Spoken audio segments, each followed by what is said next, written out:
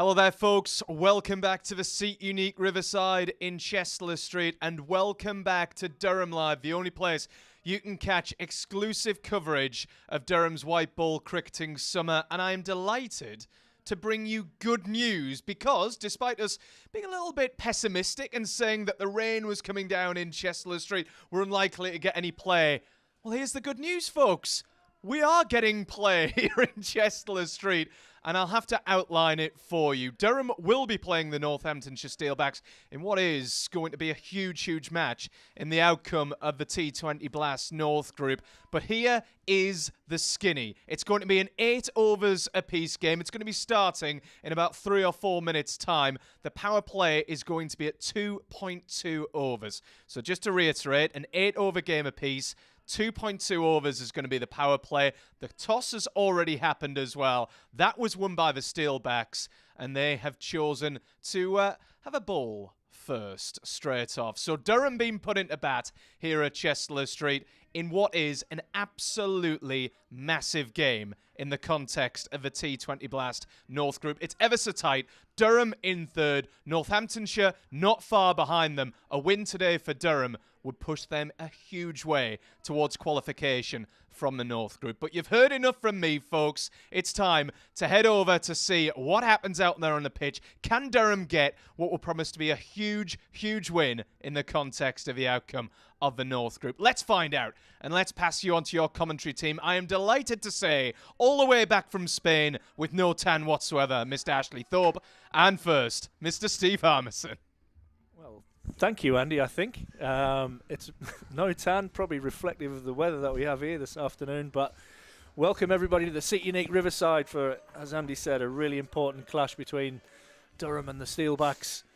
And with team news, I'll read out the Durham side. Durham are unchanged. They have Graham Clark and Alex Lees, who will open the batting. They have Ollie Robinson, Colin Ackerman, Bas Deleda, Ashton Turner, Mike Jones, Ben Dorcius, Ben Rain, Callum Parkinson, and Nathan Sauter. And I'm delighted to welcome alongside me Stephen Harmison, who's just about to run us through the Northant side. Yeah, the Northampton team is they've made 2 changes from the game at Leicester the other night. They lost by 3 wickets. George Bartlett comes in for Ricardo Vascolinos, I think that's how you say it. And Jack White comes in for Weatherall. Spin bowler comes in for the more experienced Weatherall. Was a surprise, maybe as an injury, but it'll be Bretsky, Willie, Bopara, Zeb, McManus, Agar, Miller, Bartlett, Sanderson, White, and Hilditch will be the team that takes the field for the Steelbacks. So White will open the bowling from the Finkel end. Graham Clark to take strike first ball, and he gets a leading edge immediately, and he will go first ball. David Willey taking a comfortable catch at mid-on. And Stephen Harmison, not a great start, but how do you go about tackling batting first in an 8-over game? Swing hard, swing hard, and hopefully you get the middle of the bat. Unfortunately there, just looked as though it sat in the pitch just a touch, and it's got a little bit high on Graham Clark's bat. He's just looking at the bat as he high up on the stickers as he walks off there. But I think the idea is you've got 8 overs of worth of free hits, 2.2 overs of power play. It'll be interesting to see if there's any change in this batting order because... So there already is, Harmy. So we looked at that. I said that Alex Lees was going to open the batting. He's actually striding in at 3 with Michael Jones at the non-strikers end. So they have changed it up a little bit. Yeah, no surprise Jones coming in. Jones is a finisher. And in the ideal world, the finisher is normally around about that, 8 to 6 overs from the end. That's where the finisher would look to come in. So it makes sense. Jones is an opening batter really by trade. So it was either Clark or Lees was going to make way, and the captain, he was the one that's decided he's going to make way. But he's in second ball.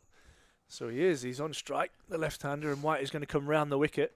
Good thing about having a left-hander and a right-hander is there is a smaller boundary away to the members' pavilion, which you're probably looking at as around 60 yards, and a much larger boundary away to the Lumley Castle side as White comes in and Lees pushes this one, and he'll get off the mark as he gets that one to mid-on. How important do you think that is, Harmy, having a left-hander and a right-hander in, especially in the power play overs? I think it's huge in the power play overs. You make one side, you're always making one side that little bit shorter because obviously there's one player going at it.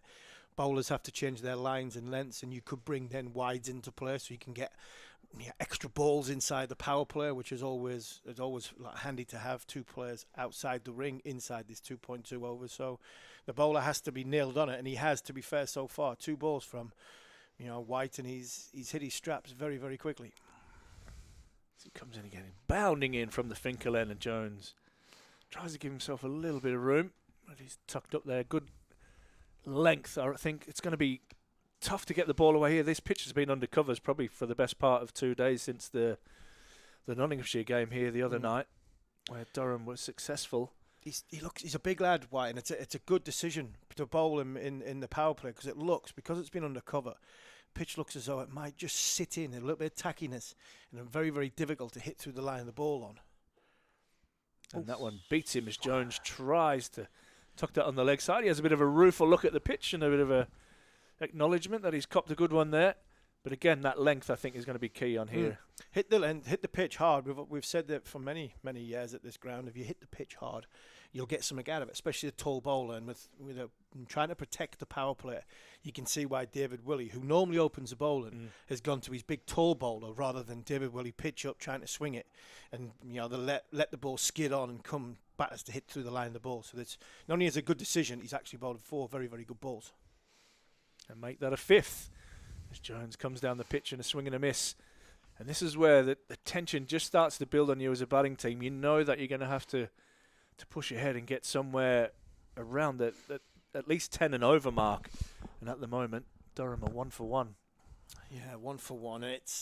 That's always you win the toss, you bat second. You chase the game and you see the game in front of you, and it's always difficult in that initial part of what is a good score.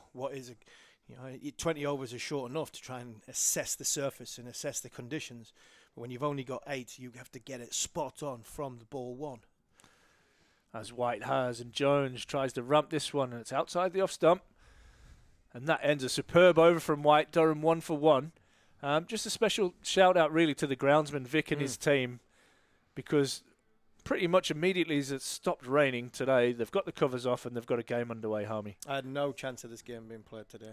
Absolutely no chance whatsoever. From between time I got here at 1 o'clock, 1:15, even up until 4 o'clock, I'm still thinking there's no chance of playing. So what Vic and the team have done is remarkable. Not only to get the covers off as quickly as they've done, but to get it mopped up and in a fit state to play. Fair play to them, because it's not just rain today, Thorpe. It's been raining for about 4 months or 9 months that I can. I mean, in England, we're not short of water, but this is becoming it's beyond a joke now. Sanderson from the Lumley end, and that's a wide to start with. I'm assuming, yes, as umpire Pollard gets his arms extended. Yeah, so obviously, but the joke's being away, working very, very hard in Spain. And I've missed half a game of cricket since I've been away. Yeah, not even half a game. Incredible. Yeah, absolutely incredible. The story of the summer so far, that we haven't looked like missing a ball in the first 6 home games. Lee swings and misses, and this is probably just that added pressure of the scoreboard now, knowing that with only 48 balls in your innings, you've got to make every one count. And so far, Durham have been unable to capitalise, and probably pretty difficult batting conditions, to be totally honest, to be going out there and swinging hard. Difficult batting conditions, so let's get something on it. Let's get some, run it down to third. Try and get it like inside edge into fine leg. Just get the innings going, the momentum going. We've had 8 balls and we've only got 1 run.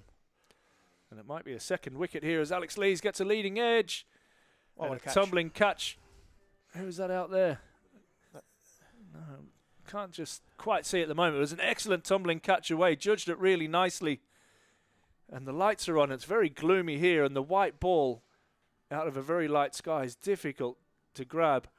Is it McManus? Is it McManus? Somebody's got that wrong. I don't think it's David Willey who's caught that. I don't think it's David Willey. Whoever took it, it was an excellent fantastic catch. David Willey will take the credit if he wants, because it was a very, very good catch. And the pressure on Alex Lees, the pressure on Michael Jones, the situation they've put themselves in after 9 balls or 8 legitimate balls, is it means that they've given 2 wickets away. Where these games, shortened games, what is not only a good score, but what's a good tempo to bat. Yeah. And I think going from first gear to 6th gear, and missing a couple out in between always puts you into a little bit of trouble. Excellent start for the Steelbacks in a crucial game here at the Riverside. 2 early wickets. Durham 2 for 2. Ashton Turner, the new man to the crease. And he gets a leading edge and he's dropped at point. Is that Ashton Agar? That is Ashton Agar dropping his fellow West Australian. That was, by his standards, a pretty comfortable catch there. Maybe didn't pick it up with Turner trying to hit that to the leg side. But an early let-off for Durham's overseas player. Again, the ball just sat in the pitch. It didn't come onto the bat. Turner, he's through the shot, trying to hit it straight. A little bit leg-side-ish and gets a leading edge. Tells you the ball's not coming onto the bat. It's been under the covers for so long. Brings Michael Jones onto strike, who swings hard and doesn't make any contact. I mean, it's easy for us sitting up here, Harmy, but maybe we're trying to look to hit the ball too square. Maybe we should be trying to hit it straighter. I think first and foremost, though, hitting it would be a big help. I think that's the way we should be looking at it. Can we get something on it and build some momentum, some confidence of being out there and putting bat on ball at this minute in time? I know it's only 8 overs, but you've still got a bit of time. This time he does make contact, and that is huge. Absolutely huge as it heads over towards the electronic scoreboard and into the car park.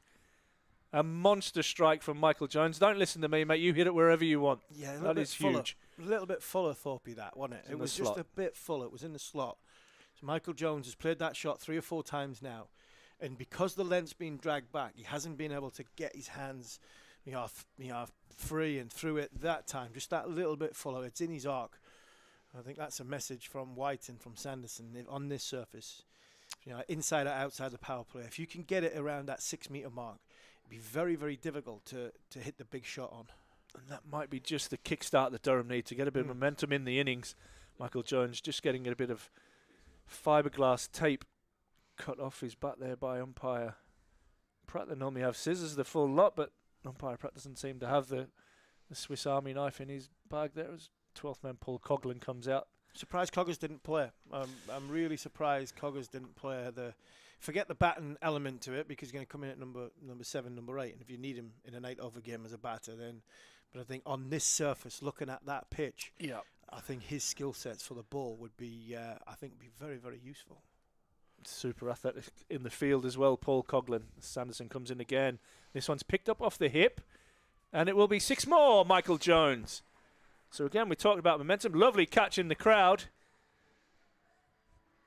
And 6 important runs to Durham as they just kickstart their innings a little bit. 15 for 2 after 2. Yeah, it's just gone the other way there. It's just gone the other way. Got a bit too full the ball before, so not hitting that length, which is doing a bit. He's gone a bit shorter, but I think he's followed him. He's gone a bit straighter, and Michael Jones can just use the bounce, use the sort of the pace on the ball, and help it around the corner. It was close to deep square, but he's managed to get enough on it. So would you say that's a shorter side? Yeah, absolutely. Down towards the pavilion steps there. You're talking maybe 55 metres down there, and he cleared it comfortably.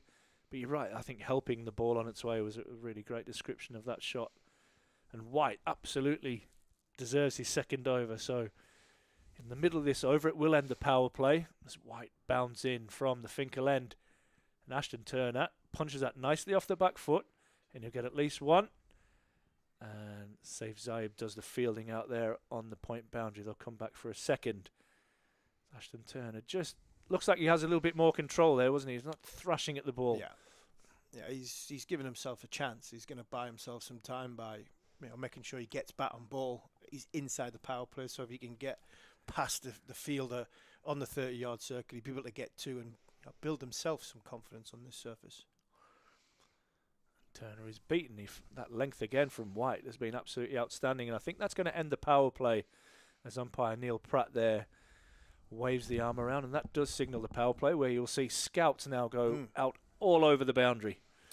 Yeah, they'll go out. I'm not sure they'll all go out. I think the way the Steelbacks have gone so far is they've created a bit of pressure, a little bit of buzz inside the circle, and surprised if third man doesn't drop my the length. Yeah, the third man. You'd think third, or even sort of because Ashton Turner uses his feet very well and gives himself natural, a chance to give himself some natural width. I think the deep point has gone out, the gully line deep point has gone out, as opposed to just a fine third. So 4 in the circle as we start phase 2, and Turner punches this one nicely out into the offside, and we'll pick up another single. Keep that scoreboard moving, I think, is the key here, and just try and create some momentum. Mate, we've all guessed. Simon Brown behind me asked what a good score was. I said 400 jokingly. Any idea what? I think 10 and over would be a challenge on this surface. I think 10 and over, if you can get 80, you can get scoreboard pressure. You come on, you hit that first power play, and you like what Northampton have done, then I think you'd have a chance. But anything north of 80 is a good score. And another leading edge as they hustle through for a single, and Jones just makes his ground, but had to run with full power and couldn't quite stop and turn in time to maybe come back for a second. Yeah, 80 to 90, I think you're in the game. It's not as an easy score. It'll be interesting to see if it spins. The spinner will be able to grip the ball. Durham have gone with the two spinners who have probably kept them not just in this tournament, but that's why they're third in the league, because of the 2 spin bowling options they've got. Right, again, that gets a bit of thigh pad, I think, down to fine leg. And a throw straight out of the lights there. McManus not quite able to collect that one. You look at the Durham team, you've got Dorcius, Rain, Deleda from a seam bowling option. They're bowlers that have got good skill sets. They hit the pitch hard. They're not blessed with a huge amount of pace. And I don't think you need pace on this service. I think if you were accurate and hit a good length. Jones again trying to push that one away to the leg side, but White has been absolutely outstanding.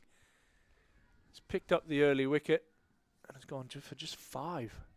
Bounce there, wasn't it? Yeah, it is, and it's that length again you're talking about, Harmy, which is probably your natural length, which is why you probably enjoyed that little 2-over spell from White, who's got Northants off to a really nice start. Yeah, Jack White, he really has bowled nicely. You can see why they've brought him in. Weatherall's done quite well in the tournament. He's had 11 wickets in the tournament, so Weatherall to come out and White to come in, I'm not saying it was a big call, but they've identified that there is a little bit in the surface. It has been sort of stuck under covers for quite a bit, so they've gone for the tall seamer to hit the deck hard inside the power play, knowing that the ball is not going to come onto the bat. And Jack White, 1 for 5 off his 2 overs. Very, very well. Yeah, great start from him. Well, and finish, because that is him done now. 2 overs maximum. Go and watch your football now. Go off, get the 12th man on. David Willey, the skipper, comes into the attack. Ashton Turner pushes this out onto the leg side. Michael Jones dips and turns and runs really, really well to get back for 2 there. David Willey, not the greatest of poker players. You definitely know when he's not happy with something. Doesn't look very impressed with that fielding. No, he wasn't, but it was good judgment. Good judgment into the leg side from Ashton Turner. Good cricketer, David Willey. Been unlucky in his career a couple of times, with selections, injuries at the wrong time. I think he's a fantastically talented player, and he did brilliantly for England whenever England called upon him. He's in now to Turner, who eyes that up and hits it back over the bowler's head. And I'm not sure it's an excellent bit of fielding down there to prevent that going. I think it was Miller again who took the catch back at that end in the last over.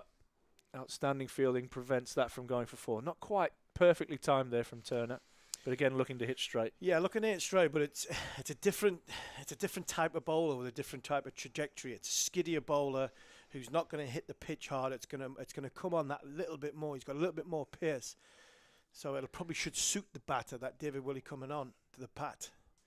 This one's full and wide and squirted out into the deep by Turner, but he'll just pick up the single.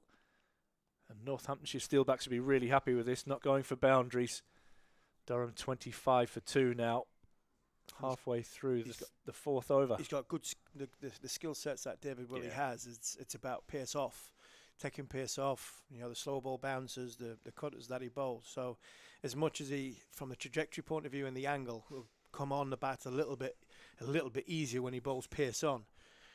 His experience, his nous, his know-how of the shortest format of the game That's what Durham have got to be wary of. And that line as well, Harmy, just protecting the short boundary. Absolutely. That's full and wide outside off stump. As Willie comes in again. And this one is going to be as kind as I can. Hacked away into the leg side. And it will just be another single to Durham. Michael Jones so far is a bit like my driving at golf at the moment. I could just slow it down to a blur a little bit. I've got more chance of hitting it where I want it. But the way he's gone, keep swinging.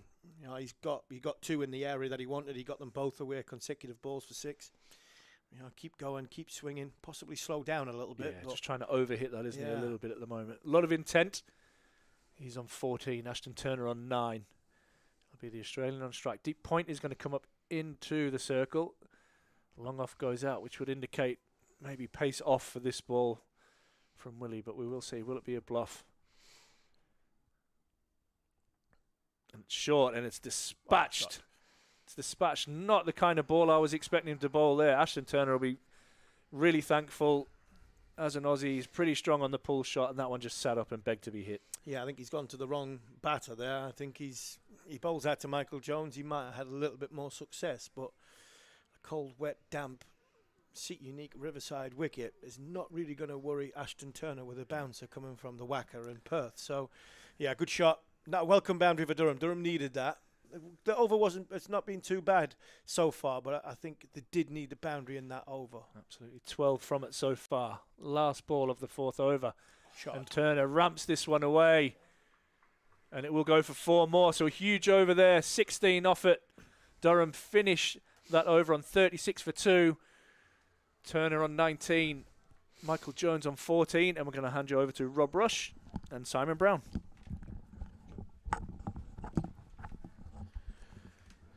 Cheers, Ash. Cheers, Harmy.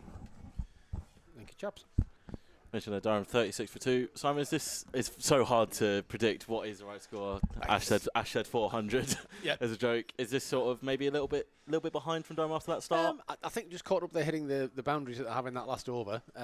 Sort of managing to clear the ropes a few times. That's obviously really helped to get the run rate back up. But I think for any bowler to sort of get through 2 overs for 5 runs, fantastic effort from the bowler.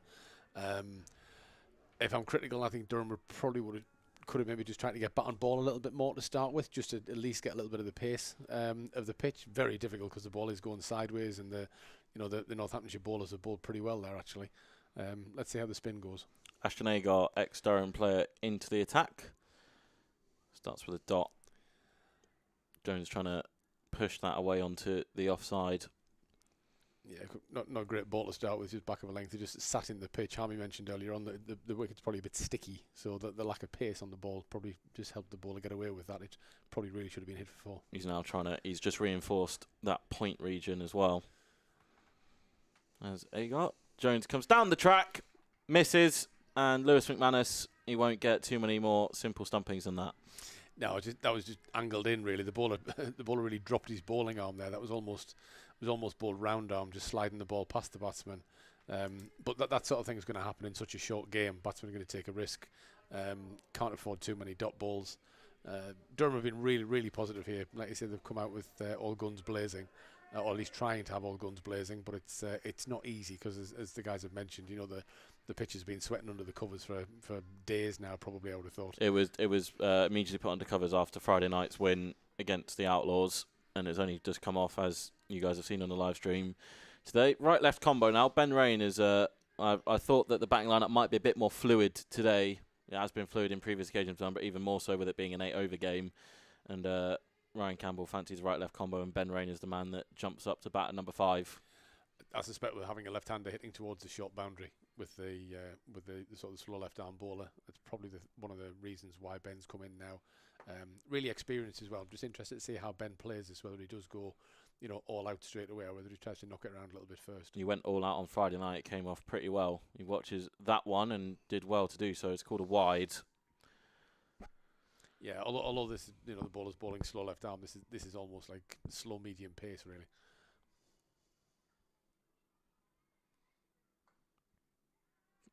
Ooh, looks like from the reaction there, maybe a missed opportunity from Agar. I think for it a was. cotton I think it was a very low. That's about as tough as they come, isn't it? Yeah, it was almost on the half volley. Nearly managed to get his fingers underneath it. Halfway through this 5th over, only 3 left after this one. That is the round arm. It's high. Fielder underneath. He's dropped it. Well, I think that's Gus Miller again. He's taken a very good catch earlier. And he's dropped. It was a very high chance, but you probably should be taking them at this level. Disappointed to not have caught that. 2 runs for that, and Ben Rain goes again, slog sweep. And he's dropped that one as well. That was a very difficult chance to come back for another 2. Oh, it looks like the ball can't. Is that the way it sometimes goes? The ball just doesn't. Yeah. The ball could easily be greasy in these conditions. It's really not easy for the fielders. Also trying to pick the ball up out with the lights potentially there as well down at long. Yeah, he's got both sets of floodlights looking right in the eyes. Very eventful over. Rain watches that one, and it'll be another wide. Just the missed opportunities though. Like you need to take the opportunities when they come. And Northampton have had 3 in this over. They've not taken any of them so far. Rain goes offside. It will be out to deep point. They'll come back for a second. And unfortunately for Ben Rain, he's not made his ground. They made one. I think it was ambitious to come back for the second. And it was. It's a sort of risk that you take in games like this. That's the thing. They've only got 3 overs left. You've now, like, they had 7 back in the sheds waiting. Colin Ackerman will stride out at number 6. To join Ashton Turner is one of those ones you just kind of have to take, isn't it? Yeah, like you said, 50-50. He almost got back, but to be fair, decent bit of fielding, good flat, hard throw to get back from the boundary there. But again, just a calculated risk that unfortunately didn't come off. And to be fair, Ben's sort of rode his luck, shall we say. And he's provided some impetus like he did on Friday night. He's come out and, as you said, you didn't know how he was going to try and play it, but he made it very clear. Yeah. Straight away. So Colin Ackerman scored a 70 last week against the Steelbacks, and as Durham posted about 140, and unfortunately weren't able to defend it. Could do with another. If Colin Ackerman somehow scores 70 here, then it'll be quite something. I'll be impressed if he does. Yeah, I'll be very impressed with that. Yeah. Scoreboard is flashed up by Robinson. We can assure you it's Colin Ackerman who's down at the non-striker's end. Yeah, this is going to be a challenge for the scorers, I think, today, because things are going to change quickly. Yeah, very fluid situation. It's going to be Ben Sanderson to bowl his second and final over. Here, Turner inside edge, and Ackerman will get through for the quick single. Yeah, absolutely throwing the kitchen sink at it, and just say how difficult it is to time the ball with the wicket being so sticky, and like you said, there's a bit of dampness. But it is the way to play. It's throw everything at it and hope. Yeah, I think from here probably 70, 75 would be about par, I think. Yeah, I think so. I think if they get to 80, fantastic. I think anything in the 70s is defendable. Anything below that is a bit too easy on. You'd expect to be able to challenge to chase that. Ackerman's first ball, Ben Sanderson, played out into the covers. I think sensibly after watching that Ben Rain run out, they'll just stick to 1.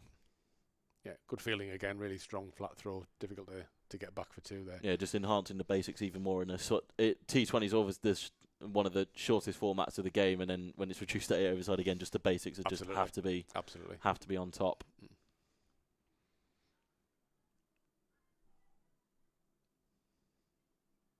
That has gone miles from Ashton Turner. He gets the full reward as well. That is a big hit. To be fair, Durham have made the most of the shorter boundary. All of the 6s that have been hit over there, so they're obviously eyeing that up. I think they just need to be very conscious of that when they bowl as well. Northampton will have seen this, and I would imagine will try and replicate it when they bat. So Durham just need to be aware of it once they start fielding. There's the 50 up. We saw it again from David Willey. Ashton Turner's not really going to be troubled by any attempted back of a length coming from the whacker in Perth.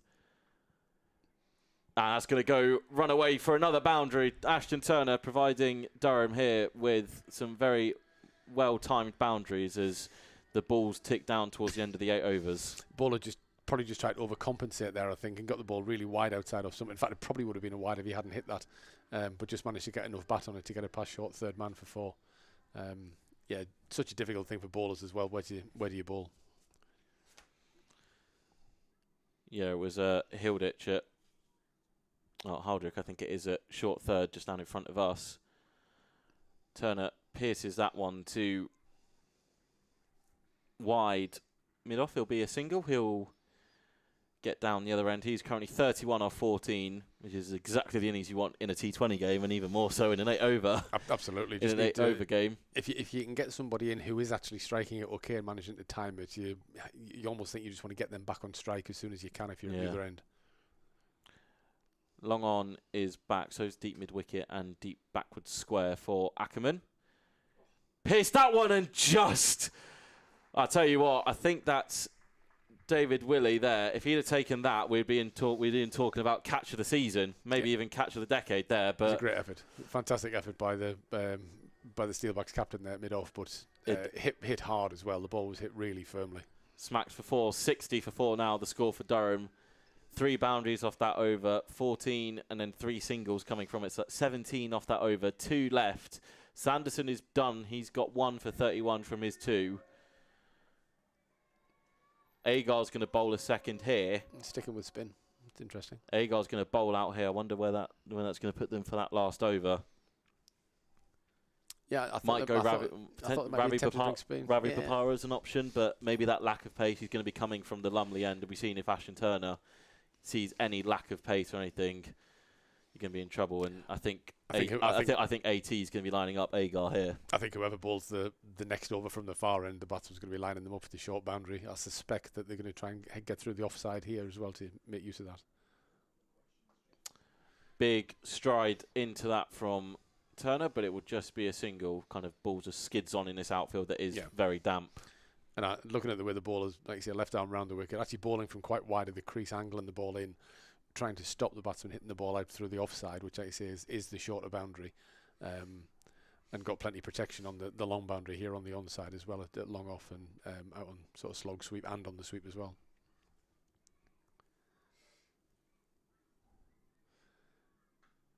Ackerman all along the floor, but Saif Zaib is down there.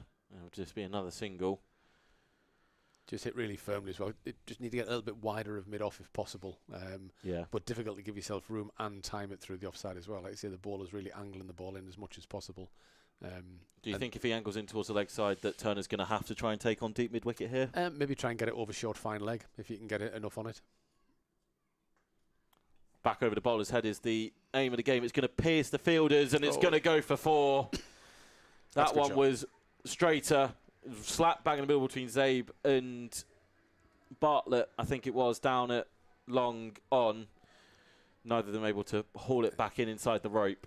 Maybe not the prettiest, but really good bat speed. Really good bat. Obviously looking to hit the ball really firmly, but getting it so straight. That's why he's managed to get the boundary. 66 for 4 halfway through the penultimate over. You've got to go for that one, and Turner will do. Will be given as a leg bye. 67 for 4. Cut-off time is 17:42, so you just have to start the final over by that time. I think the Steelbacks should be okay with regards to that. Slightly fuller Ackerman slog sweep. He's not got all of it, but I think... Oh, it's gone down again.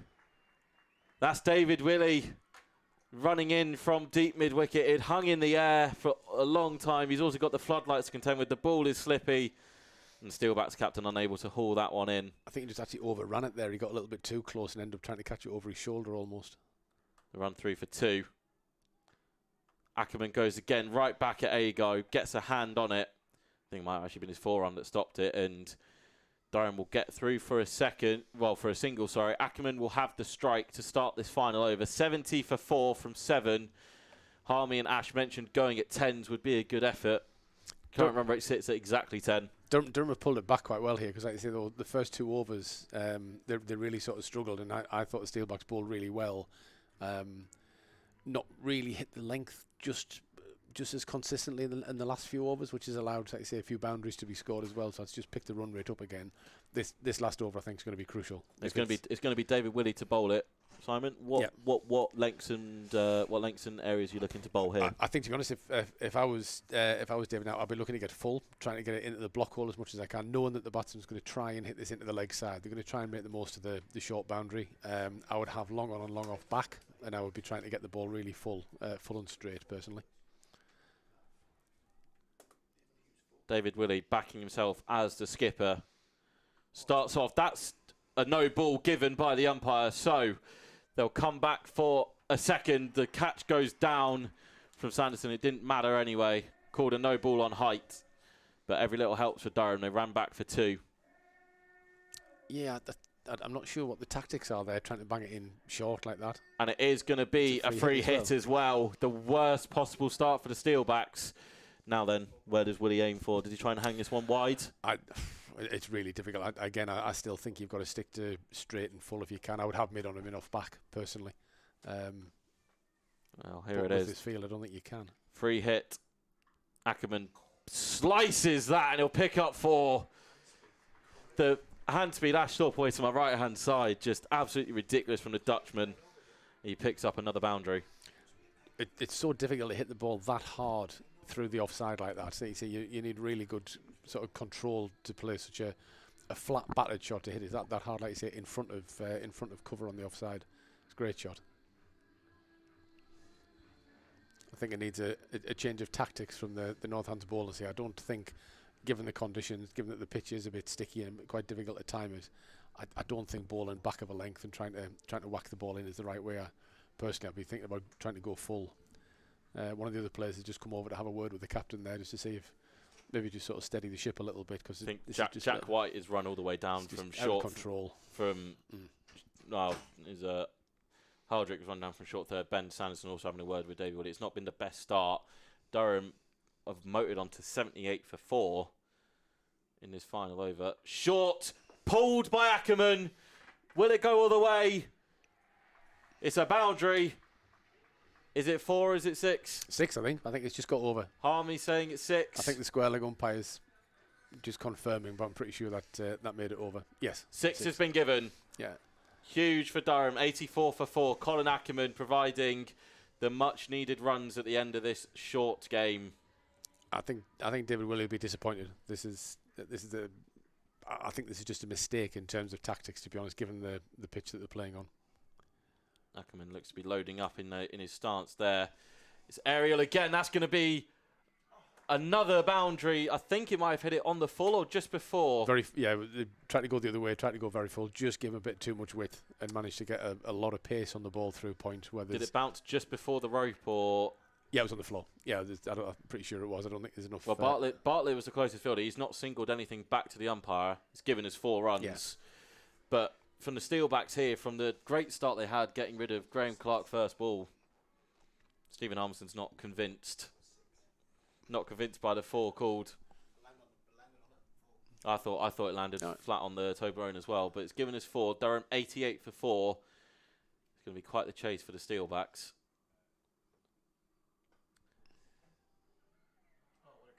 An amazing diving catch there from Ben Sanderson.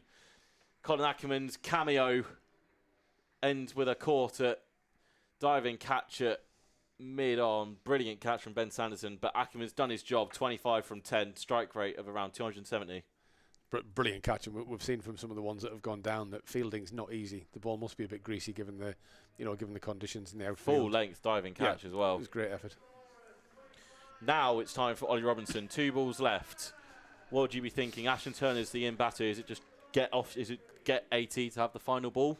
I think it's try and hit 2 sixes, if I'm honest. I don't. Obviously, the ideal one. I think the mindset now is just you see there's a short boundary on the leg side.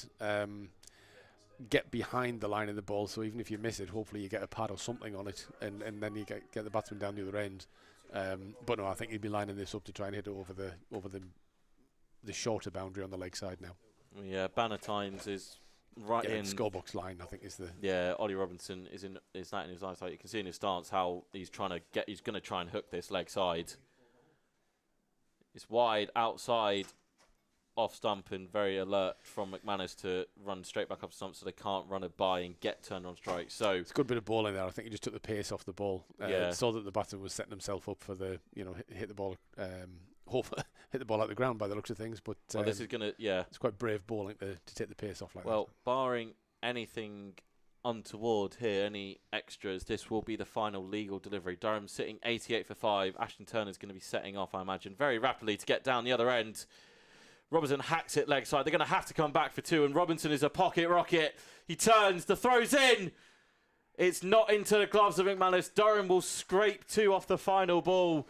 90 for 5. The Steelbacks will require 91 runs to win, and Simon Brown just quickly going to look back through that innings. Northants had it at the start, and it's all kind of just unravelled from there for the Steelbacks. They bowled really well at the start. The first sort of 2 or 3 overs, they just got the ball in the right place. It moved around. It was actually difficult just making contact, never mind scoring runs off the bowlers at the start. And then they kind of just lost the way a little bit. I think Durham will be really pleased that they've pulled it back to get 90. I think that's a really good score. I think they also need to learn from the way that, like you said, the way that they batted, obviously looking to favour that short side. I think they just need to make sure that they protect that, and when they bowl, look to make it as difficult as possible to capitalise on the short boundary. Well, Colin Ackerman and Ashton Turner were the stars with the bat. Turner finishes 36, not out off 17, and we can now throw you back to Andy Sixsmith in the studio. Thanks, guys. Considering we weren't going to get any cricket this afternoon, that's not a bad little half hour or so, certainly. If you're of a Durham persuasion, a pretty decent score of 90. So the Steelbacks chasing 91. We're going to bring you their reply in about 7 or 8 minutes' time. Also, with the rain holding off, I'm joined by Steve Harmison in Daffy News Studio. Harmy, considering we were 2 for 2, to finish at 90 for 5 is a pretty good effort. Yeah, it is. It's a brilliant effort. Yeah. Ashton Turner batted beautifully, considering one of their bowlers bowled 2 overs for 5 as well. Yeah. It tells you an even more of an effort. I think there's been a mistake here. I think there's been a mistake. But actually more than one mistake, because that was 6, by the way, not 4. Yeah. Standing right there and hit the rope, and there's no. Bartlett just looked at the umpire, was like, no, I'm not sure. I think everybody knew it was 6, but obviously you couldn't with no replays. You can't sort of ascertain whether it is concrete 100%, so you've got to give a 4. That was a mistake, but it looks as though Northampton have only bowled 4 bowlers. Yeah. 4 bowlers have bowled 2 overs, and in limited overs cricket you have to use 5 bowlers, so I would just wonder what's going on there. There's a little bit of a mistake. And then David Willey possibly has made the mistake of his life, because not his life, but of the game, because he's bowled the last over himself, and that's gone around the park. So you look at figures of, with 1 for 36, 1 for 31, and then obviously the way White bowled, I thought he bowled fantastically well, and he's potentially behind the game at this moment in time, and he's only gone for 5 off his 2. But especially, like you say, in such short over games, when they are reduced down to your 8 overs, you need a pinch hitter in there, don't you? You need someone who's going to take the game by the scruff of the neck. And Ashton Turner, who's been a little bit patchy on and off this T20 season so far, certainly not patchy today. No, he bought himself some time when he got on strike, first couple of balls, and made sure that he was in a good position to hit the ball. Not hit it hard, but hit it into an area where he could scamper to and build an innings. You looked at the innings of Michael Jones and Colin Ackerman, and you look at Ashton Turner. I mean, Ackerman and Turner's innings, their body shape and their ability to access the ball was a lot more controlled than Michael Jones was, even though Michael hit 2 very, very important 6s. Turner held the innings together, and I think he's, if Durham go on to win this, he was the match winner. But I thought the innings from Ackerman really give Durham momentum and impetus to take into that second half. We said before the game, we talked about it and joked about it in the indoor school, and how well he was hitting the ball, and Alan Walker with the helmet on, giving him some throwdowns at the start.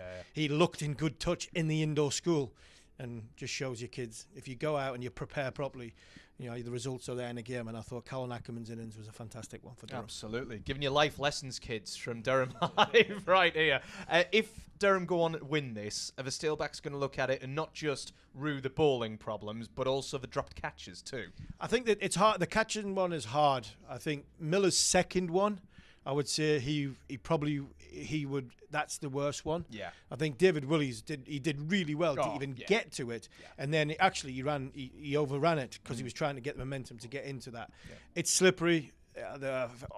underfoot's not they're not always stable. So from that point of view, yes, they dropped 3 catches, but I would say only one of them was a catch where you'd say, that really, that was an absolute dolly. That was a really shocker. The other 2, yes, professional cricketers, they'll say we should have caught them, but I think you can give them a little bit of leeway because of the conditions they were in. Absolutely. So when it is reduced overs like this, obviously, ideally, you don't want to be defending a total necessarily. You want, I think you said it on comms, you want the game in front of you, don't you? You want to be chasing.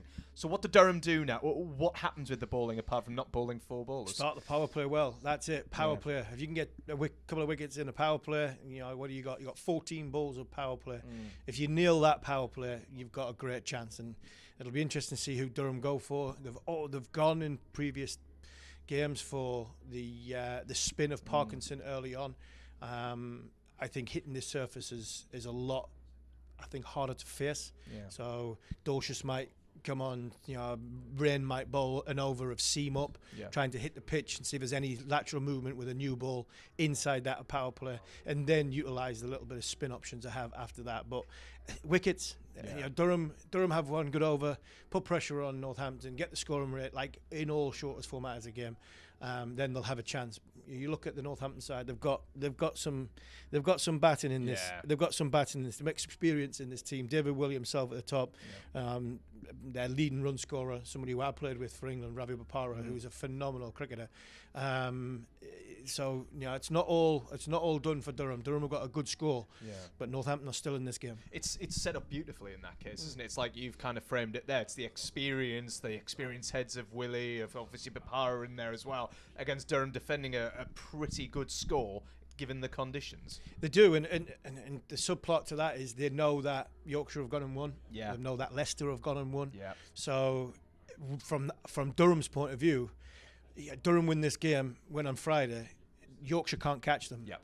Northampton can't catch them if they win this game. So that's the huge incentive that Durham are more or less through, if worst case 4th place, if they can get over the line tonight, because that a win tonight and a win on Friday can take them to 17 points. Yeah. And I think so because of that, I think that's the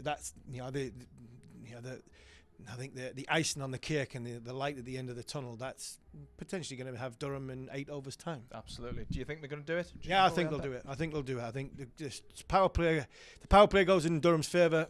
Durham win by 5 or 6 runs. Yeah. If David Willey comes out and Ravi Bopara is still in there with his experience and he bats, for 20 or 30 balls like Ashton Turner did, then Northampton have still got a chance. But I think Durham by 5 or 6. We can but hope. It wasn't the 400 total that Ash thought wanted on commentary anyway, but 90 is a pretty decent total anyway for Durham. Can they defend it? Can they claim what promises to be an absolutely massive win in the context of a T20 North group? And forget about football coming home. A T20 quarterfinals coming on for Seat Unique Riverside here in Chester Street. Let's find out, and let's pass you back to your commentary team of Simon Brown and first, Mr. Ashley Thorpe. Thanks, Andy. Thanks, Harmy. Yeah, we just had a little dive into the scorer's room, and apparently the regulations have changed where, with it being the amount that's been reduced, that 4 bowlers are allowed. So I was definitely curious about that, and the big fella was definitely on that. He was all over it in every room, asking everyone. If only he was more interested when he was playing than things like that. Who would have known? But Harmy... That's why he was the one who wanted to bowl 1 over, and it definitely wouldn't have been the last one. But Simon Brown, well poised, not a bad total, 90. No, I think, like I said, the Durham guys need to learn from the sort of the mistakes, if you like, that Northampton made. There were too many boundaries scored towards the short side there. That needs to be protected. Harmy made a really good point. The first 2 overs, or 2.2 overs, I think it is now, the power play is really important. That could be the turning point in the game. If you do this bit well, put yourself in the box seats. If you don't, then the game could go away from you very quickly. It's a funny thing, isn't it? Pressure now that Durham were able to absorb that a little bit up the front, and a man after your own heart, left arm over the wicket, Ben Dorshus from the Lumley end comes into David Willey, and he knocks him over first ball. An absolute peach. Simon Brown, talk me through that. That is an absolute peach. As a left armer bowling at a left-hander, that's exactly what you're looking for. When you know the ball's going to do a bit, pitch it up. That actually sort of that basically pitch middle and hit off. It's a left armer's dream when you do that early on, and to get rid of such a dangerous batsman as well. early on. We saw a lot of movement, a lot of lateral movement when the Northampton bowlers bowled early on. Didn't bowl at the stumps enough, if I'm honest. So I think, like you said, really putting the pressure on by bowling straight now. Can't happen very often, that. Wicket's first ball of each innings in a T20. No, not often. I mean, like you said, that was a peach. That would have got wickets in test matches as well, first up. Yeah, it's just the start that Durham needed. You just never know what a good total is in a game like this, and it's going to be down to Durham's bowlers to make sure that that's enough, which they have managed to do at home pretty well so far this year. Ben Dorsch is a little bit of shape. Well, not a little bit of shape, but that was it was a peach. Probably unplayable. It was. That was a peach. Ashton Agar, I've just been along there, and I think he's got some of the best hands I've seen in cricket, and he shelled a couple of catches. Ashton Turner, first ball, and that could be crucial to the outcome of this game. But they've gone for the left hand, right hand as well, and Agar comes in at 3. Long rangey hitter. Dorsch is over the wicket, and this one's off the glove, and it is going to land safe, and there's a bit of a mix-up, and Agar, everything's happening. All happening. Bill Lorry would have been absolutely thrilled at that moment. It's all happening. I think that's hurt him. Yeah, that's right on the thumb, I think. Yeah. And he's in a bit of trouble, Ashton Agar. It's a bit of a sore hand after one was belted back at him as well. He's not had the best day up here in the northeast so far, and that's hurt. Yeah, I think he's just trying to work the ball at the leg side there, and it's bounced more than he thought, and I think he's just trapped his finger against the bat handle.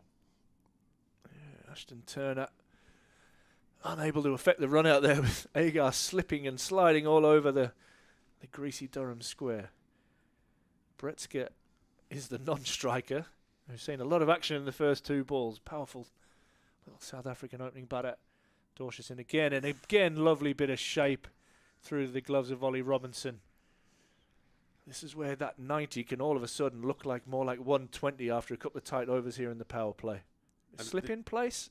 Yeah, good move. Yeah, definitely. Is he going back? Yeah, I think he's slip in. Yeah, I think he's leaving him in. Yeah. Ball really nice shape. And like I said, bowling straight as well, not giving the batsman too much width. Big, strong New South Welshman from the Sutherland club, same as Steve Smith. Bounding in. And that one is flicked away gloriously by Ashton Agar. All the way for 6. Didn't swing. No, I've been there. Yeah. Seen the first 2 or 3 swing, and you just get a little bit too straight, and as soon as you get the ball on leg stump, it doesn't swing back. But that was a really nice shot, picking it up off his legs like that and getting 6 for it. That was a really classy stroke. Yeah. Very, very handsy as a batsman. Gets his hands through the ball. You'd have seen him make 98 on debut for Australia at Trent Bridge. Dorsch is in again, and that is the line. Don't think get too greedy here. I think if you can just play that, and you can settle for the pitch doing enough. It's swinging and I've seen that one. Did it? Well. Yeah, that's not fair. Yeah, you bowlers have got it all your own way, haven't you? The bowler's actually having a bit of a laugh as well at that one. But it really just shows how tight the margins can be, though, because the ball before wasn't a million miles off being in the same place, just a little bit too straight, and it went for 6. That one looked like it was going to be a wicket. Dorsch, can he hit the ball in that good area? And yes, he can. That one's a little bit more back of a length, and it flies comfortably through to Ollie Robinson. Steelbacks 6 for 1 after 1. Some good balls in that over. If you're speaking as a non-batsman, but if you're standing there at the batter's end, you're thinking, right, okay, I've got to get 90 somehow, and you see the ball going past the bat and going sideways like that, you think, cracky, where am I going to get those from? It's important that Durham follow this up with another good over from this end. Who are we going with? We're going with Ben? It's going to be Ben Rain into the attack from the Finkel end. If you want a bit of an insight into the prowess of Simon Brown's batting, in the last couple of years of club cricket that I potentially shared with Simon, he used to carry a carrier bag around just with his boots in and his clothes. No pads, no bats, no gloves, nothing. And he just used to borrow a bit of kit if required. And if not, just do the magic with the ball. But Ben Rain into the attack. And he finds that nice length, and Bretzke punches nicely, but unable to beat the field. And these dot balls are gold for Durham right now. I thought I was just being a good teammate by not crowding the dressing room. When all of the batters had all of this gear with them, I thought, I can just do with a pair of trainers, to be honest now. I think it was mentioned the other night when I was watching whilst working away in Spain. Have you been to Spain, actually? that Ollie Stone came in, and he had a bat replaced, and I think they bought about 5 bats on for him. I think Oh, and that doesn't quite carry. And is there a run-out chance? Unfortunately, unable to get his balance to throw with any power. Would you have had 5 bats in your whole career, Chubb? Oh, no. No. That would have been unnecessary. I think the only time I changed bat was on the odd occasion if I changed sponsor. No, I didn't need anything like that. Like you said, I mean, all joking aside, towards the back end of my career, I actually didn't bother taking pads and things. I just used to borrow stuff off the other lads. I thought it was unnecessary. I was always quite particular about the boots. Well, actually the shoes rather than the boots. Yeah. That I wore. That was more important. Yeah. Appropriate for cricket and the dance floor by all accounts. As we saw in the pre-show, Stephen and Stephen and Chubby had a great chat beforehand, going through their Durham 11s. It was outstanding. Listen, and Agar gets that over mid-off, and 1 bounce for 4.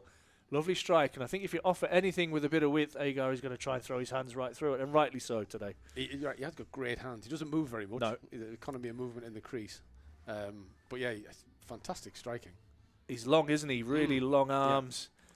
And a lovely flow of the bat there as that one goes over. He's got a bit of gower about him. Yeah. I think the way he bats. He doesn't, like you say, doesn't move an awful lot with his feet. But lovely, he's a lovely striker and free flowing when he plays his shots. 11 for 1 on the board. Halfway through the second over. As rain comes in, and Agar gets across and targets the short boundary and gets plenty of it.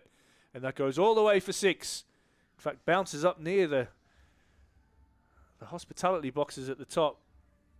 But clever batting there from Agar, targeting the short side. Yeah, and he set himself up for that before the ball actually reached the crease. You could just see him move across. But really good control as well. It's not a slog by any stretch. It's just a really, really good controlled shot, and lining it up with the short boundary. It's good cricket. Ben Rain been a little bit under the pump in the last couple of home games. Normally one of Durham's most reliable bowlers. But I guess tonight your best ball is more than likely to go the journey.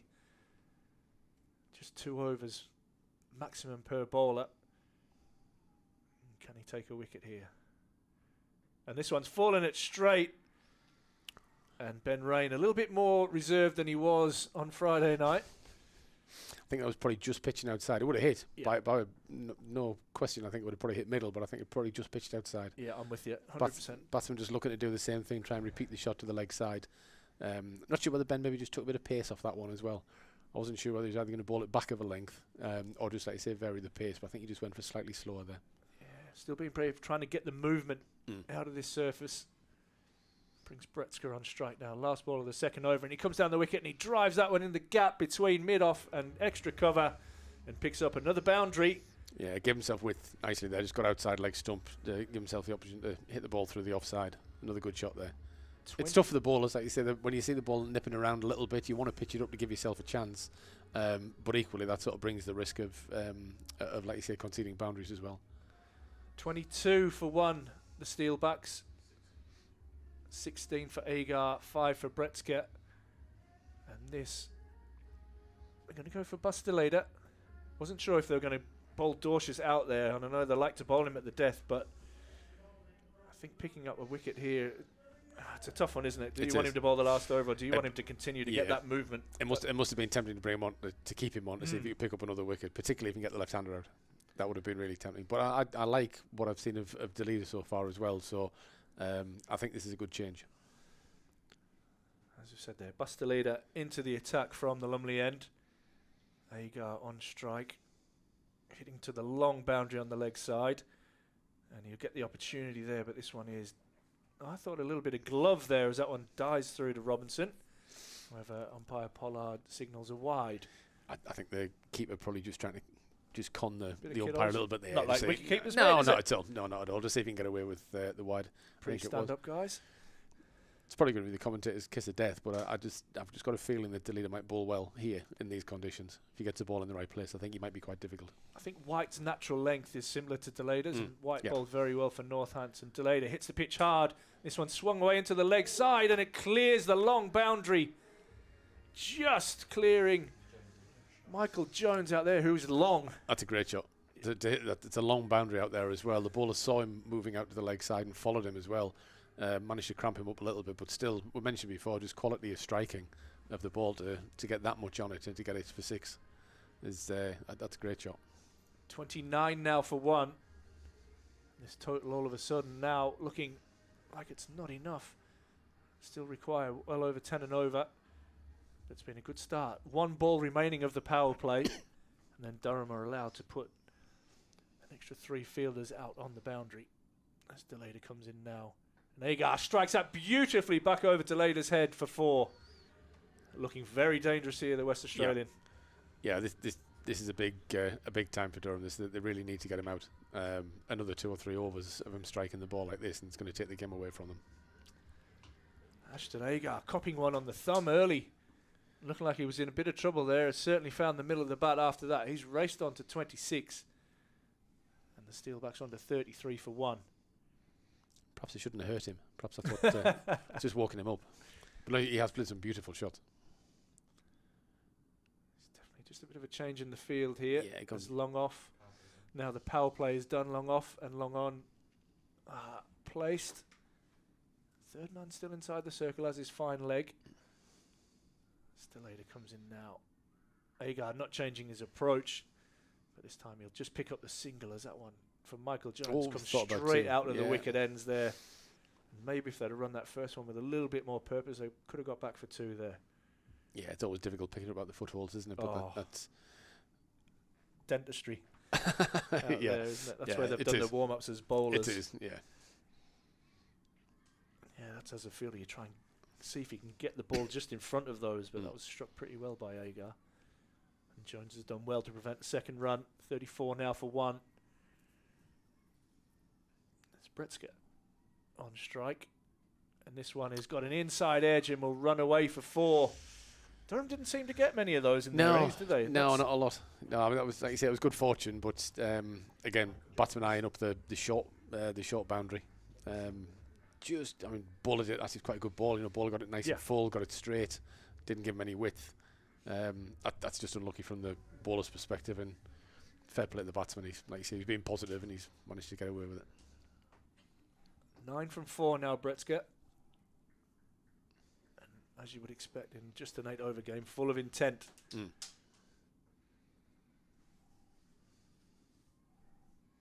Cover, backward point, third man, and fine leg all in the circle. Slater comes in, and this one's whipped away, and brilliant fielding. That's great fielding. Brilliant fielding there. Ashton Turner on the circle prevented what looked like another boundary. Yeah. That could be crucial in the end. I think you're right. It is things like this that could change the game. We saw, like you say, Northampton drop a couple of catches. Just not easy by any stretch given the conditions. But if it does come down to harm, you mentioned earlier on, he thinks that Durham might be in a position to win by 5 or 6. That's the sort of thing that's going to change the game. Absolutely, they need a change of fortune here. As Agar on 27 not out is on strike, and that is a bouncer, slower ball bouncer, and it is a no ball, which is 2 runs to the total. And it did look over head height. It's a good option there from Deleda. Unfortunately, it's just too high. Too high, yeah. It's a good option just to try something different like that. Like I say, the slow ball bounce is actually really difficult to hit. Quite often the ball ends up just going straight up in the air when you do that. But didn't get away with it, unfortunately. I see an interesting phase of play coming up soon as Durham have the 2 spinners in their side.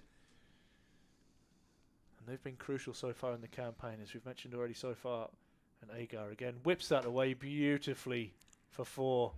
I think you're right. I think it's time to take the pace off the ball now. I think they need to do something different, or else Agar in particular looks like he's just going to take this game away from Durham now. He's just striking the ball beautifully, and now those last sort of couple of shots just picked some really good gaps as well. Just managed to get it past the fielders without taking any risk. I think it's definitely time for a change of pace.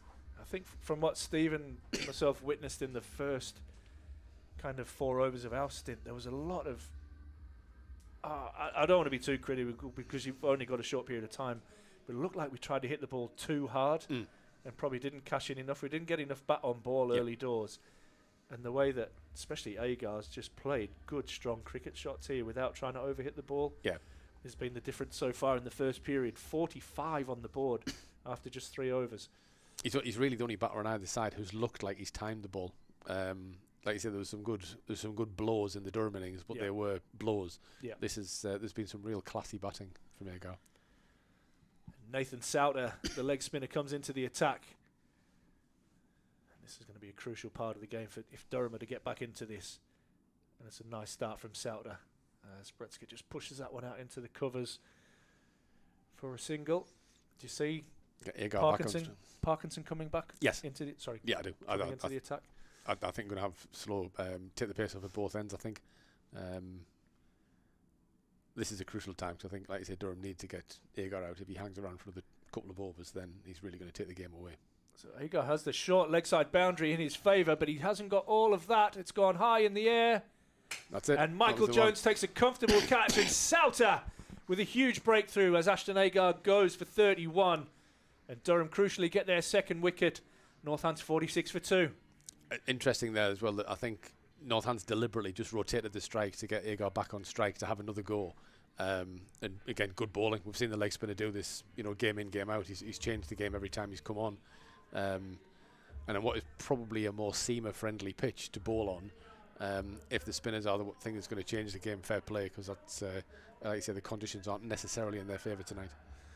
It's clever bowling from Souter, just using the angle across the left-hander, knowing that Agar was going to look to that short boundary, bowling the wrong end in Australia or the googly here in the UK, and inducing a top edge from Agar, who knew immediately as soon as he struck that out that he was in a load of trouble. Just and didn't Michael get Jones, enough on it, did he? Yeah, just didn't get enough. Absolutely. Michael Jones taking a comfortable catch at long on. And as Harmy's mentioned, fielding could really be a crucial difference here. And if Durham can field better than what Northants did, that could be a huge indicator of where this game could go. Still very evenly matched, isn't it? Another wicket here would really help if Durham could just nip another one out just to put a bit more pressure on. It does. Left-hander Saif Zaib is now at the crease. On strike. And will he take just a few balls to settle in? And the answer is no, as he tries to slog sweep that one away to the leg side. He doesn't get all of that. So far, so good for Nathan Souter, who's picked up a wicket and just gone for 2 singles so far in this over. 47 for 2. You can see the intent, can't you? Oh, it's, yeah. It's every ball now, which I say for a game of this, this duration, it has to be. But it is difficult to time the ball. Souter in to Bretzker, who comes down the wicket and drills that. And Alex Lees puts down a really tough chance. Yeah, that would have been a great catch if he'd managed to cling on to it. That's actually probably 4 saved rather than a drop catch. Yeah, that was absolutely nailed there. And by the time I kind of looked around to Alex Lees, the ball was already on the floor. Yeah. As you say there, dot ball Yeah. as a bonus, because that was timed beautifully by Yeah, that Bretzker. was definitely going for 4, wasn't it?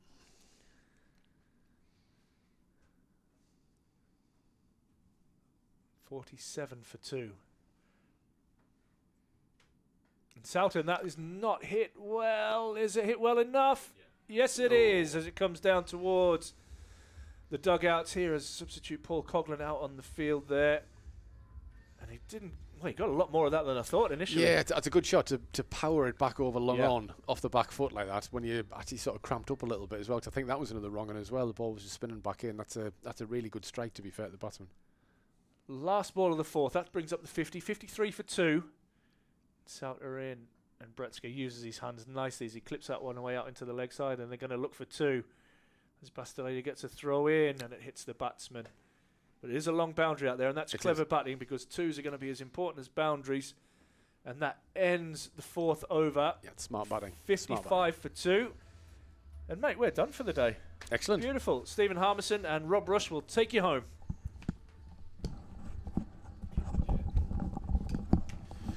Cheers, guys. Yeah, Steelbacks 55 for 2, halfway through. Harmy, I think it's probably fair to say they've just got their noses in front so far. Yeah, I think they are. I think they're just in front. This is a big over for Durham. Callum Parkinson coming in. I think it's a massive over in the context of this. I actually think of this North group, because when you look at the results that's gone so far, both sides are desperate in need of a victory and get over the line, with both Yorkshire and Leicester winning today. So it's a huge over for Durham. They need a wicket, desperately need a wicket in these next 6 balls, if not 2. It's going to be Parkinson in. Zaib down the track straight away. Should just be a single when it is. Down to the boundary. I think it's Paul Coughlin who's made the long trek from down in front of us down to the far end as well. Good bowling there from Parkinson. He just held it back a touch. Just held it back. He's taking the pace off it, saying to two Steelback batters, you're going to have to put the pace on it. So if you're going to come down the wicket, you not only are going to have to get in the right position, You have to put the power you're in going to have place. to put the power into it as well. Does bring Breetzker on to strike. That's back of a length and pulled, but straight to the man who's out there. It's a bit like a Ben Dorshus delivery, that one, I think. He's looked at the Australian seamer and thought, he's got a bit of joy on this surface, I'm going to turn myself into a seamer myself. It's just not quite got the height or the pace. Yeah, only went for a single, which is good. 2 singles to start for Parkinson. Zabe goes out towards cow corner. It won't be a boundary, and it will just be another single. So Parkinson's done well so far. Again, just didn't get it's exactly that. He hasn't got in the right place. Zabe, he hasn't got the right shape, and he's clothed it. And unfortunately, he's gone to the longer side. If that goes to the other side, it's a simple catch. But because Parkinson's holding it back at just a touch, it's a little bit more difficult to hit the big shot. And he's bowled him! Callum Parkinson into the attack and into the wickets. The spin twins are back at it again for Durham.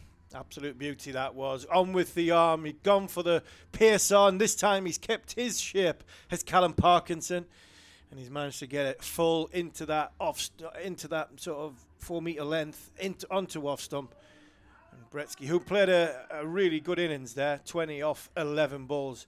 He's gone, and this is the game now. This is the game. You've got a man walking out here who I think who's probably got more T20 runs in world cricket than anybody else, Ravi Bopara. He's not a bad man to be walking out to the middle for the Steelbacks right now. No, he's not. He's not. He's got some tracksuits in his time, has Rav. That wardrobe, unbelievable. That wardrobe he's got, because he's had some tracksuits in his time, and rightly so, because of the level and the quality of the player. Ravi Bopara is one of England's better white ball players, and he'll not be fazed by any pressure or anything that's on his shoulders. He knows what the game's in front of him. He's an excellent player of spin as well. 58 for 3. Bopara facing up. Immediately goes for a lofted check drive. Oh, just evades Baz de Leede. Another wonderful diving attempt by a fielder, but it goes wide of the Dutchman, and Bopara's off the mark straight away. Yeah, beautiful shot from Bopara. Just held his shape nicely, eased it over. I think he's trying to hit that a lot squarer. He's trying to get that over the top of extra cover towards the covers, but it was a magnificent effort from Baz de Leede. It'll go down as a drop catch because he got a hand on him, but I'm not sure many other people would have gone down as a drop catch, because I think he's one of the only ones fast enough to actually make the ground up to get to it. So great effort from the Dutchman, but unfortunately just couldn't quite get his hands on the ball. Parkinson to finish his first over, holds this one back, played out. They're going to look for 2, but Paul Coghlan is straight onto that like a whippet. Does not need any invitation, and it will just be a single. So Bopara will retain the strike. Parkinson goes for 8 off his first over, but does bring the wicket. Nathan Souter's going to continue. I don't think we're surprised by that, are we, Helmy? No, I don't think so. I think you'll get both overs here, one out of Souter, one out of Parkinson, and I would imagine Big Ben Dorshus will come finish the proceedings from the media stand end, and we'll look at the decision to bowl de Leede. Could he have opened the bowl in the lengths that he bowls? And there'll be the questions that'll be asked by Alex Lees to himself if Durham don't get over the line. But floaty delivery from Souter will just be a single down to Coghlan. The perfect person to come in here. It is this game situation. 2 spin bowlers on. There's no way Ravi Bopara is going to panic. He'll try and get his team into a position where 6 balls to go. Even if they're needing 10, he'll get themselves down to that. So he put pressure back onto Durham by not taking massive risks. Safe Zabe takes a risk, and he'll just pick up a single for it. Good running round from Michael Jones, who was doing the fielding on the long on boundary. Yeah, he's trying to pierce that gap between Michael Jones and Graham Clark, who's down at cow corner for the left-hander. Good bowling now. Good bowling from Souter. He's not giving him a chance to get his hands free so he can get the full wheel arc. Gets the full wheel arc. That goes squarer. That goes into the crowd for 6. Big LBW shout, but umpire not interested. Go down to the dot though, and Durham need dots as much as anything. Hit him in the ribs, I think. I think it's hit him. It's hit Ravi Bapara in the ribs. Leading run scorer in this competition for... Second leading run scorer, sorry. Bretzker's stop. Slog sweep gone again. I think that's gone off an under edge. Callum Parkinson's alert to it though and stops it anymore. It's actually going to go down as a leg bye. They've had a good tournament of the Steelbacks, especially their top 3 or 4. A little bit like Durham, the heavily weighted top 3 or 4 have done really well for them in this tournament. Both of these sides came into this game on the same exact net run rate. As we know, that could play a huge part as we get towards this final week of the group. Birmingham Bears have already qualified and they've got a home quarter-final from the North Group. Souters in, attempted slog sweep by Zabe. He doesn't get all of it. I think they'll go down as another leg bye. It's good though. It's excellent from Souter. He's not given the batter any chance to get their hands free. He now just needs to finish. He now needs to finish the spell. Absolutely, he's bowled straight, good pace, good areas. Make sure that the batter can't get down to him and get underneath him. And when the ball is bouncing, it's bouncing too high, but he's not giving them any room to get their hands free. He's really tucking the batter up nicely. Bapara on strike. It's high. Who wants it? 3 fielders converge. And it's a simple enough catch in the end for Colin Ackerman. A huge wicket for Durham. Ravi Bapara goes. Nathan Souters in the wickets again and has decided to twist this game in favour of the home side. It absolutely has. An excellent delivery from Souter. He just held it back a touch. Bapara trying to hit that squarer rather than straighter. And he's lost all shape, and a good catch. That had danger written all over it. Not from a batting point of view, but from a fielding point of view. Yeah, Ollie Robinson, Colin Ackerman, and I'm not sure, I think, was it Ben Doshas who was close by? I know who was winning that contest, and I don't think it was Ackerman or Robinson. But one of them, obviously somebody's made a big call, shouted Colin Ackerman's name. I was expecting Robinson to go for it because he's got the gloves. Yeah. He's got the early shout extra. though. Somebody might have shouted. That's not watching the ball from the other side of it and just shouted somebody's name, which got the other 2 out of the way, which was a good thing because, I mean, that could have been chaos. Could have been chaos. Yeah. Well, Ryan Campbell spoke glowingly when signing Colin Ackerman that he signed him for his fielding ability. That one might turn out to be a huge catch in the context of this North Group. Callum Parkinson is going to bowl the penultimate over from the Lumley end. He's going to have safe Zabe to start with. He's going to be hitting to the long boundary as well. If he can pitch it up in the right areas. Full toss. I think that's ended up. It's gone straight back over the bowler's head, but the leader is good to a sliding stop, and the batters will come back for 2. Lewis McManus is the new batter in for the Steelbacks at number 6. Ackerman's innings is possibly, you talk about the Ackerman catch, but I think his innings is the one that is potentially going to get Durham over the line. It was a 25 off 10, I think, brilliant, for Ackerman. Brilliant innings, some beautifully quick hands. Full again, slow, straight again. And that goes for a boundary. It's going to be 4, just bounced before the rope. It's not the best result for Durham, but they will take it being a 4 and not a 6 if you're going to be looking at it from outside. But yeah, I'm struggling to understand what they're trying here. You know, Durham they've got a backward point. They've got a man on the line, gully line, and they've got a short third. That suggests to me that he was going to drive it into the pitch and bowl that and little it was full bit. again. And that one, that's 2 in a row, which has gone full, and the field is set. It's down the ground, comfortable where you want your fielders. But it looked as though with the way the field set on the offside is potentially driving it into the surface and making it harder to hit, making it harder to get underneath. 18 to win. Zabe goes for the switch hit, and it's gone over. One of the few men protecting that short third region. I think it's Alex Lees who's put himself. It's Ben Rain who's in there, and the Steelbacks now just require 14 from an over and a half. Yeah, but Rob, that's the horse has bolted. He's gone to the one into the surface. And I think he's telegraphed that because of the 2 balls before have both been big, floaty, full deliveries. I mean, Zabe, he's waiting on the short ball there. Slog sweep out to Paul Coughlin. He's in on it quick and will keep it to just a single. Better. Much better. Much better length. Much better line. It's already 11 off the over, though. It's already 11 off the over, and it's just 13 more to win for the Steelbacks. The batting side chasing, you would back yourself, I think, from this position, especially if Zabe stays in for that final over. It's going to be McManus' first ball here to Callum Parkinson. He's got 2 left. Immediately goes slog sweep. I think he's got all of that. He has indeed. First ball, slog sweep, 6. 7 now for the Steelbacks to claim an important victory on the road for them. Unbelievable shot, first ball. Wow, what a shot this is, first ball. It's not a bad ball by any stretch from Callum Parkinson. It's fuller, it's got good pace on it, but what a shot from McManus. He's not tried to hit it too hard. He knows the area he's trying to hit it in, and he's made sure he's got his front leg out the way so his bat can come follow straight through. Bang, 6. Steelbacks firm favourites. McManus goes again. He's got all of it again. The scores are tied. Steelbacks 1 away from, as I say just a moment ago, a very important victory for them on the road.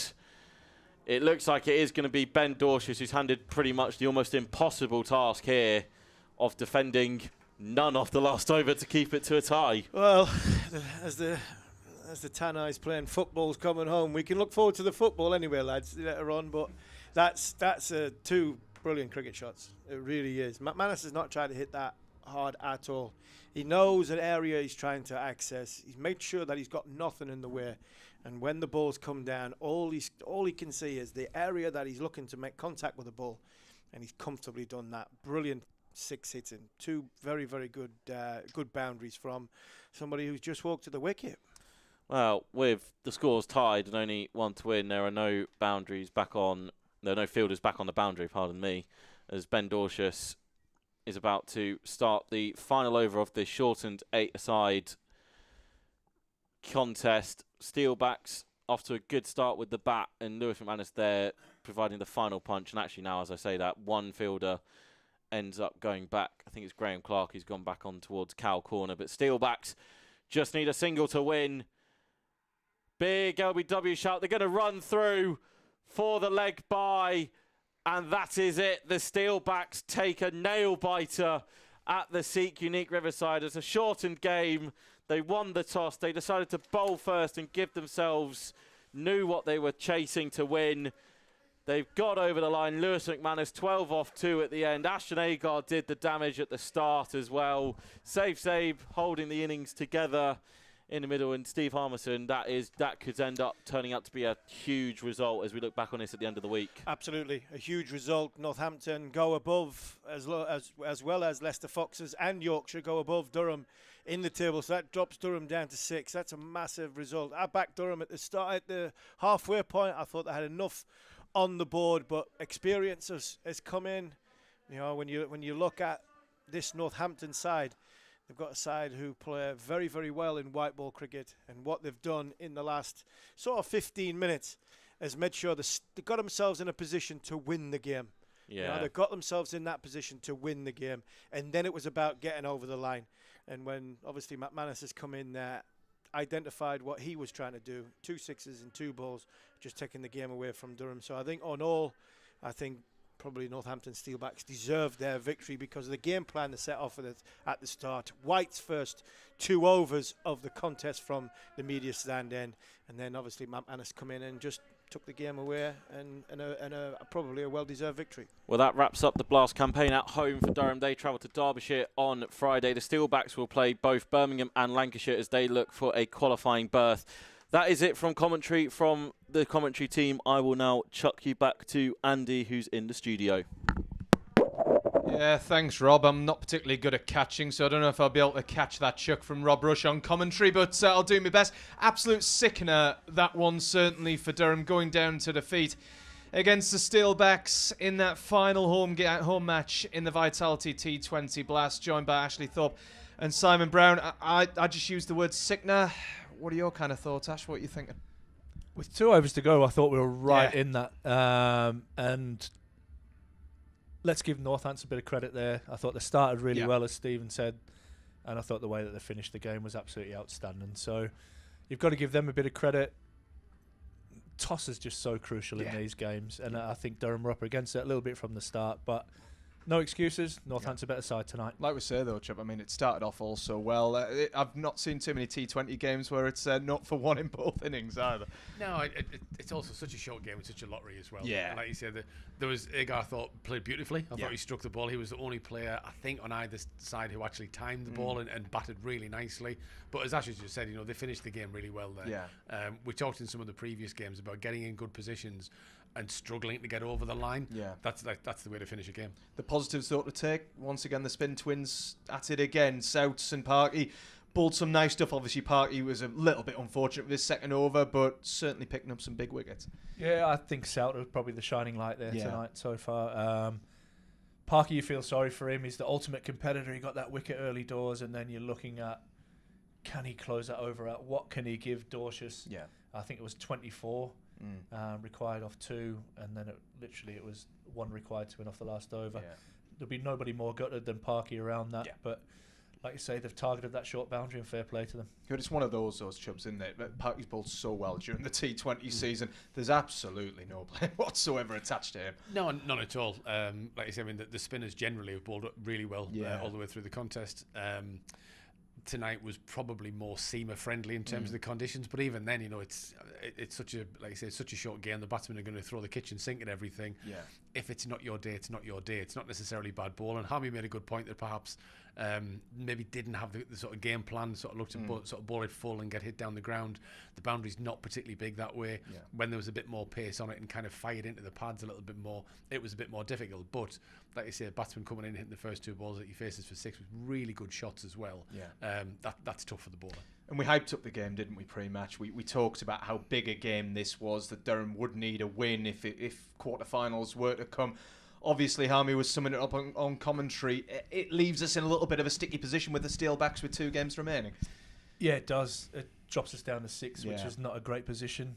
Winning that game would have probably made us Yeah. pretty much guaranteed a quarter-final. So a lot of work to do. Derbyshire away coming up next, so that's a crucial must-win. Yeah. So the boys need to put this behind them quickly and move on. Chubb, how do you say it now? Yeah, like you say, it is tough. It is. It's difficult that the other games have all, I think pretty much all of the other games have had a full 20 overs each. Yeah. This one, like you say, was a bit more of a lottery, and unfortunately we've just ended up on the wrong end of it. But, go and win down in Derby. That's all you can do. You can't control anything else. Yeah. So just go and win that one. Given what position we'd put ourselves in, especially before this game, how much frustration would there be if we weren't to get a result down at Derby, do you reckon, Thorby? I think there'll be frustration just based on the results, based on probably our consistency. Yeah. That's the thing. We've seen some really good performances and we've seen some pretty average ones, if we're totally honest. And that'll frustrate Ryan, it'll frustrate the boys. This competition, the North group, everybody's been able to beat everybody as well. So it's that team that puts the run in at the right time, and unfortunately Durham have got it all to do. There is still that glimmer of hope, though, finally, Chubb, There is, in yeah. the sense that other results could go our way. Obviously, we could get a win down at Derbyshire. Yeah, and I always used to say when we're playing, look, you can't control what anybody else does. Yeah. All you can do is go down and try and win the game down there. And just kind of one final point, Harmy made it earlier on. Hats off to the ground staff here. It would have been really easy just to say, actually, no, this is just too tough, guys. Let's just call it a day. Yeah. Unfortunately, we've not won, but at least we've managed to sort of get a game going. Absolutely. And a perfect way to round it off, I reckon, with those words. Fantastic. Ashley Thorpe, Simon Brown, thank you very, very much. Thank you as well to our commentary team of Rob Rush and Steve Harmison as well. Well, we wait to see if football is coming home with the Euro 2024 final right around the corner. But sadly for Durham, it's looking like a T20 quarter-final isn't coming home. From all of us here on Durham Live, thanks for watching. See you soon.